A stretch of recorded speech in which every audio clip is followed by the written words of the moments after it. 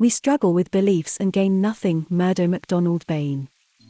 Behold, God giveth to a man that is good in his sight wisdom and knowledge. Ecclesiastes 2:26. The appalling conditions which we are aware of in the world today have their roots in man himself. This unrest is caused by man's desire for conquest either in the political, economic, religious, or the personal field. Certain groups and systems of thought claim that their particular panacea will solve the problems, but any limited, restricted, incomplete or sectional remedy as a solution to the complexity of life, however rational or logical, must inevitably fail and bring in its wake other complications.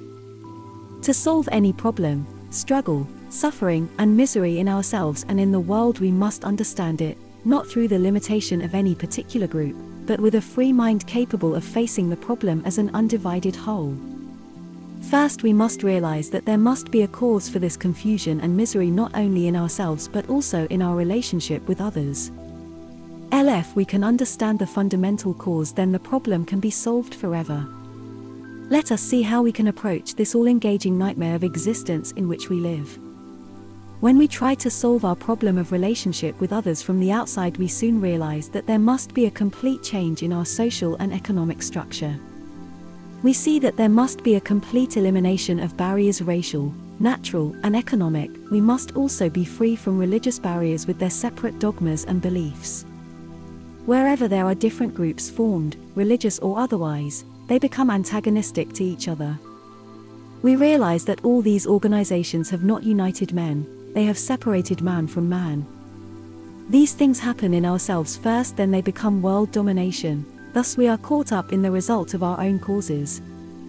If we approach the problem from without, the emphasis must be laid upon legislation and the importance of the state with its resultant dangers. We have experienced that through the action of the state, man is sacrificed for an ideology bringing with it brutality, corruption, and suppression. We must look into our minds to see how much we contribute to this state of affairs. Strange as it may seem, the majority think that through losing themselves in an ideology, in service to the state or some religious order, that their sorrow, anxiety, responsibilities, and conflicts will cease. Yet this can never be, for no sacrifice of the self alone to the outer can solve the problem. We only become slaves to be exploited by those who advocate this sacrifice.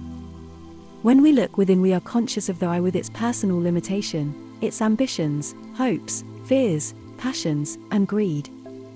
As long as the ways of the I, the self, are not discerned and understood, the state only becomes a means for its cunning, its self-expression, its glory, which again and again bring about new chaos and misery. As a man thinketh in his heart, so is he, so is civilization, for he is civilization. When we look around in the world today, do we see any leader worthy of being called a leader? Are they not all sectional or religious fanatics or politically arrogant because they represent a section of the people and must bow to their ignorance or lose their leadership in the conflict? Living in separation, we create strife and ill will and antagonism that lead to misery for all. The desire for conquest, for approbation, for power, for gain will be sought as long as the self exists in separation. The cause of this outward manifestation of conflict is the result of the inner conflict of craving for ambition, for approbation. The worship of conquest and success is always within the mind that is ignorant of the wholeness of being. Craving is going away from reality, not approaching reality. We must understand our relationship to others, we must understand and know what our beliefs are. We must understand our desires, our cravings, and without compulsion from within or without, intelligently understand ourselves. In this only lies the solution of our troubles. It is not by mere control and introspection our understanding comes, but through becoming aware of our daily thoughts and actions, becoming aware of our possessive love, our nationalistic ideas, our religious intolerance, and the desire for personal advancement and continuity in separation. When we begin to understand these things, there comes into being a comprehensive understanding without superiority or inferiority. Most of us are controlled by our environment, our external burdens, our external values, our opinions. So we are kept in bondage. If the inner is the result of our outer influences, we will ever bring about discord and conflict in ourselves and others and in the world, for we are the world. No matter how orderly the outer is planned and however carefully our social and economic conditions are arranged, if the inward conflict is maintained, these will be constantly disintegrated, for the inner is ever overcoming the outer, and not until we understand ourselves and the ways of the self can even a well-arranged social order be maintained. When we seek a solution, we will find that the self is the cause and the self alone can solve the problems. Through constant awareness of our thought and action, we will free ourselves from all that hinders the true expression of the self that underlies every other self. Then we will love completely without fear, without the thought of the self. We must not identify ourselves with family or race or creed, for as long as we are caught up in these, there can be no true understanding of the real. Therefore we must become aware, discerning the ways of the self, so that we can free our thought from bondage of the unreal.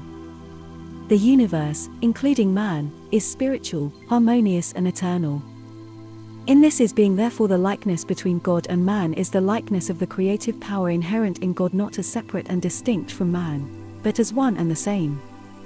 When we realize this, we will work in accordance with the divine law of love your neighbor as yourself. When Jesus told the scribes and Pharisees to look within themselves and see that their thoughts and actions were not in accordance with the truth of the one, they immediately proclaimed him against the law. But he knew what was in the inner was manifesting in the outer, so the blind lead the blind. The last shall be first and the first shall be last shows us the all-inclusiveness of our divine nature when the illusions of separation disappears. God is spirit and all that he creates must be spirit. This is the truth that sets us free. God is one and not a series of one. It is man who creates this illusion in his own mind. Human theories are totally inadequate to interpret the divine principle involved in the work and words of Jesus. He says with no uncertain words, I and the Father are one.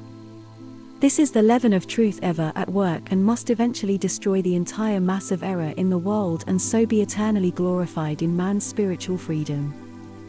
Yes, this is the leaven of the Spirit that changes man's thought through discerning that which is opposed to it. It is said that the flesh is opposed to spirit. This is not so, for is not the body the temple of the living God? It follows as night the day that freedom from all conflict is man's heritage. As God is omnipresent love and is natural in man, then evil is unnatural and is opposed to the nature of God. Thus evil arises in man's mind and he gives it a reality it does not possess. In discerning our thoughts, we see they are continually changing from sorrow to joy and joy to sorrow, from health to disease, from disease to health, from success to failure, from failure to success, from fear to hope and from faith to fear. This shows man governed by his reactions to the physical senses. But man's being divine spirit, and it must be so, he cannot be controlled by sin and death etc., except through his own volition, his own belief in them. Your personality is the sum total of your thoughts, actions, and reactions. It is in fact a record of your thoughts and actions. If you become aware of this, you can change your personality no matter what circumstances you are in. But this is not the truth I want you to see. The truth I want you to see is yourself free from conditioning, understanding what your ideas, your beliefs, your opinions, your actions, and reactions are and how they come about. Then you will find the eternal and ever-present life. This is the divine truth for everyone, no matter how great or small. Remember, the first shall be last and the last first. We use our intellect as a means of getting by in this world of ours. But with spiritual understanding we will have more than just getting by. We will reach the highest degree of our possibilities, and our capabilities will be shown in the outer manifestation of our lives. We will look deep into things instead of accepting the outward sense of things. We will see that we cannot gather grapes from a thorn bush nor brambles from a thistle. We will come to the true and thorough understanding of ourselves and the true value of reality. Then our purpose will be constructive and in harmony with the whole. We will become invincible and our results will be abundant and permanent. I will give you a mouth and wisdom, which all your adversaries shall not be able to gainsay nor resist. Luke 21:15. Benediction. I lost my father of all in the wastelands of beliefs, and I could not find my home. Although I prayed and kept the door of my soul open, expecting thee to enter from without, yet I did not find thee. My groping mind was filled with fear in a world created by man. At last, in the throes of despair, I heard thy voice from within. Then I rose out of my darkness to find the light that shone from the beginning of time. It enveloped me in thee who art my home forevermore, and I am now no longer afraid, beloved one. My peace and my love remain with you. Yours very sincerely, 𝗦 MacDonald-Bayne.